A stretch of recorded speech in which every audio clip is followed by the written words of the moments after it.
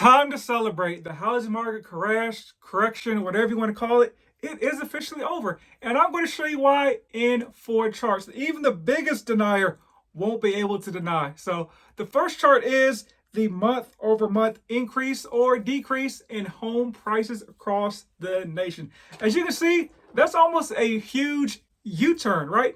In June, there's a lot more blue than there is red. The blue is good, the red is bad. So what caused this? Well, it was the cost to borrow money. So we're going to look at the benchmark rate over the last year and a half. And as you can see, looking at the benchmark rate, there's almost a direct correlation between the first chart and the second chart based on the first half of it. But why did the Federal Reserve raise the cost to borrow money in the first place? Well, let's look at this inflation chart. If you turn that inflation chart upside down, it's almost an exact mirror of the first chart. But those charts are great, but what really matters is what's happening in your local market. So let's check out the last chart to see where home prices were booming, busting, and all in between. Let's get into it. Welcome back to House Rich, the first time homebuyer show where we help millennials figure out how in the world do I buy my first home. Well, today we're talking about the housing market officially turning around in 4 charts. So let's jump right into it. This first chart is from Fortune. It measures the home price corrections from month to month, like the increase and decrease. So if you look at the chart, the blue means that there was an increase in a certain percentage of the market, and the red means there was a decrease going up to 100%. So as you can see, in July of last year, that's when the turn really started. As you can see, it bottomed out essentially like in the September, October timeframe. And so quick question to you or folks that are waiting for the housing market to crash. Well, did you buy in September, October, November, or December? Because that was your opportunity. As you can see, in June of this year, there's only 2% of markets that actually have a decrease in home prices. So if you're in one of that 2%, you still have time before the market officially turns around. And also to note, housing market data trails, so the market may have already turned. Now, this is what I'm seeing as a realtor here in the Dallas market as well. There's still multiple offers. There's some homes that are on the market for like 45, 60 days, but they're homes that are still going in under 30 days, and especially south of that $300,000 price point, there are homes that have multiple offers. So it's still kind of wild out here. So just imagine what happens when rates go down.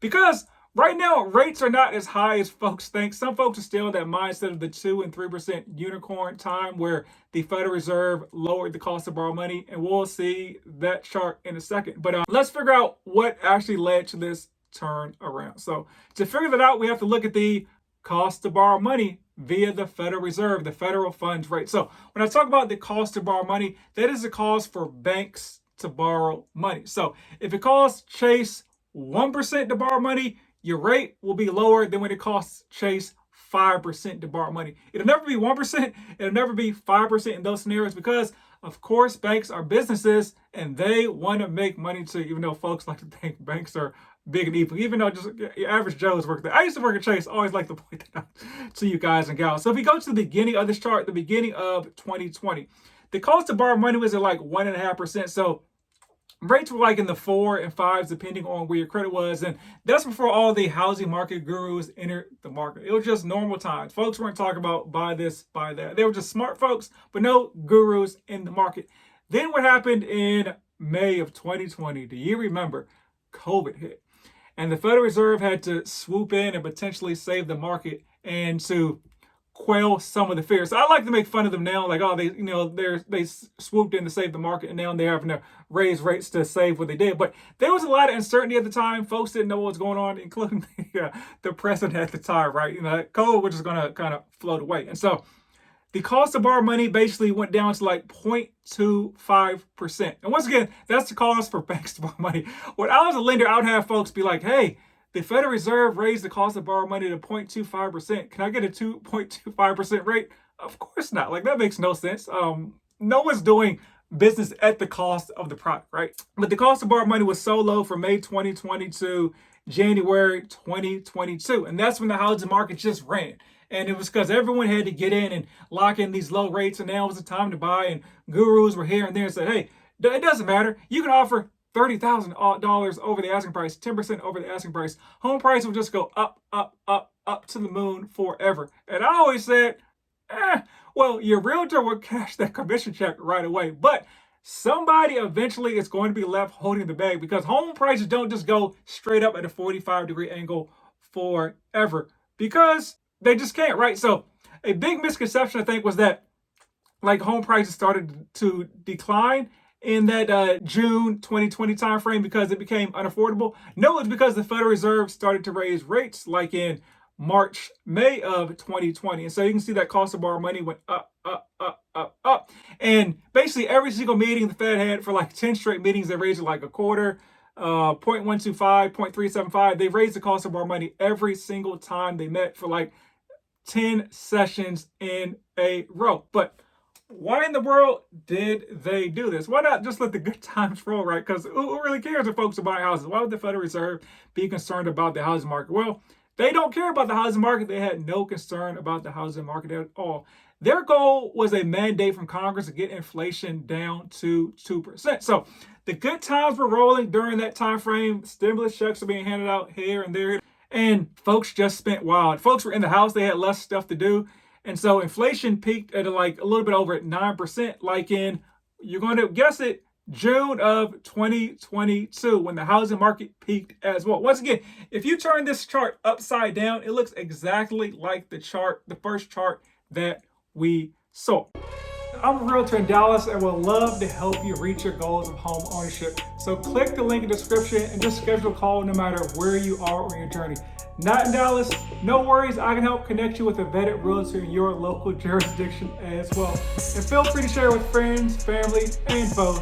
Everyone gets love. And so the Federal Reserve started to raise rates to combat inflation. Everything trails a little bit, but you can see since June of 2022, the cost of inflation has gone down to, and now we're at about 3% as of the most recent data 1 week ago. So right now, I'm recording this July 16th, 2023. The Federal Reserve is going to meet again later this month. And so the speculation is that still they may raise the cost to borrow money again. They didn't raise it last time because they wanted to see how the consumer price index fared, inflation. And so it still went down. But the thought is they're going to give, one last body blow to the economy to basically make sure inflation stays under control and get it down to that 2% threshold. And so most likely they will raise the cost of borrow money, and then they will kind of not do anything for the rest of the year. So rates, speculative, may stay in kind of that 6% threshold. That's kind of why the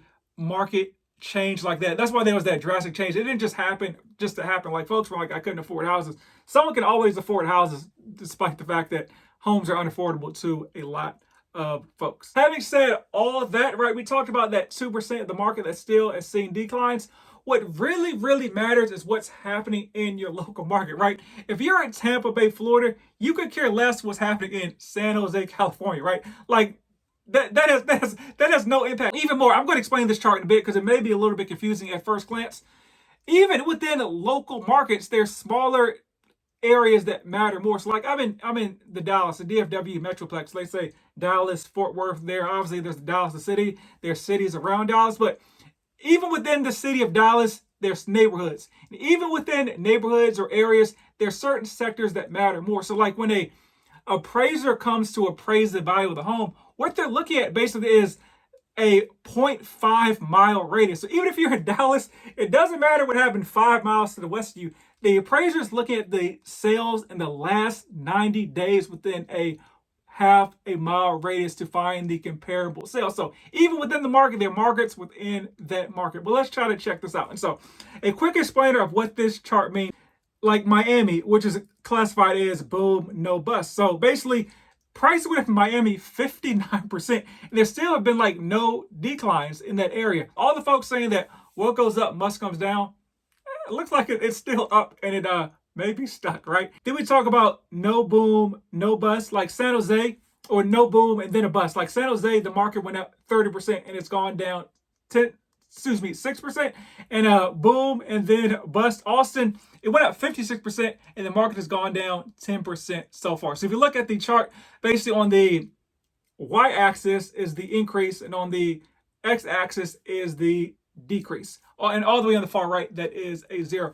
But something to really, really note from this chart is none of these markets are in the negative to begin with. We're talking about like the boom and bust. We're talking about a market that went up 59% in Austin. We're talking about, no boom. It's still a market that went up 30% in San Jose. So when you're seeing like these 5 and 10% declines, they're 5 and 10% declines from an historic increase in home price. So always like to point that out to you, good guys and gals. So it looks like the housing market has turned. That's what the data says. Your friend in the break room may say different, but I like to follow the numbers. And so next episode, we're going to talk about an increase in mortgage applications talked about by JP Morgan, Chase, and Wells Fargo. You may be like, once again, I hate the banks. Well, they're some of the biggest lenders in the nation. So the data or the numbers from them matters. And so let me know what you think. But as always, buy land, rumor has it, do not make it any more of it.